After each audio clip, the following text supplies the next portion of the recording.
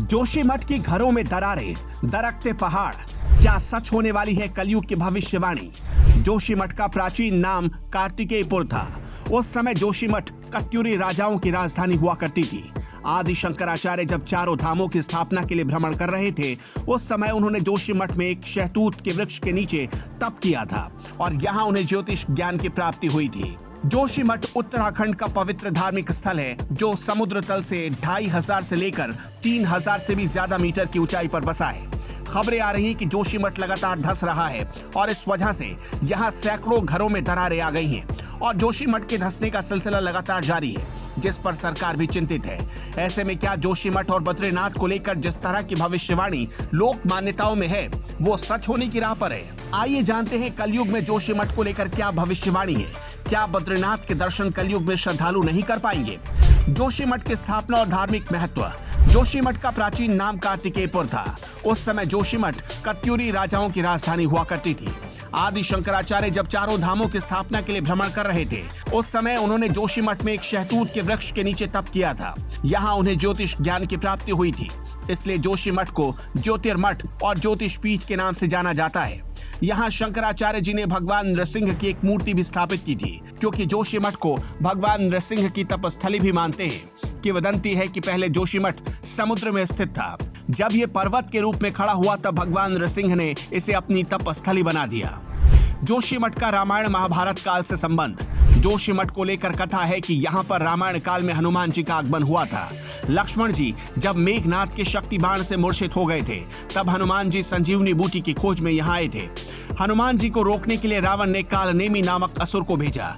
हनुमान जी ने जोशीमठ में ही कालनेमी का वध किया था। जहाँ पर कालनेमी को हनुमान जी ने मारा था, वहाँ की जमीन आज भी लाल कीचड़ जैसी दिखती है। महाभारत काल में हनुमान जी ने पांडवों को यहाँ दर्शन दिए थे।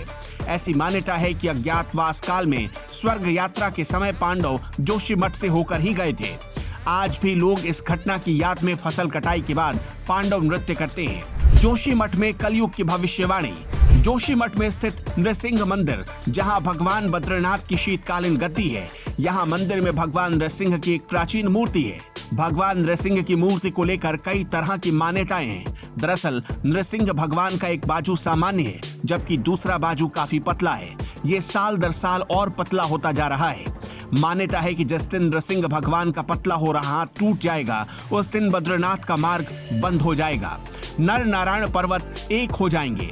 भगवान बद्रीनाथ के भक्त भगवान बद्रीनाथ के दर्शन उस मंदिर में नहीं कर पाएंगे, जहां पर वर्तमान में भगवान बद्रीनाथ भक्तों को दर्शन दे रहे हैं, क्योंकि नर नारायण पर्वत के मिल जाने से बद्रीनाथ धाम लुप्त हो जाएगा। इसके बाद से भगवान बद्रीनाथ के दर्शन भक्तों को भविष्य बद्री में मिल सकेगा। भविष्य बद्री का रहस्य। जोशीमठ से बद्रीनाथ का मार्ग जब नर नारायण पर्वत के मिल जाने से बंद हो जाएगा, तब भगवान बद्रीनाथ भक्तों को भविष्य बद्री में दर्शन देंगे। यहाँ एक शिला है जिस पर अभी अस्पष्ट आकृति है। कहते हैं कि भगवान की ये आकृति धीरे धीरे उभर रही है। जिस दिन ये आकृति पूरी तरह से उभर कर आ जाएगी, उस समय बद्रीनाथ भगवान भविष्य बद्री में ही भक्तों को दर्शन देंगे। जोशीमठ में सभी निर्माण कार्यों पर लगी रोक।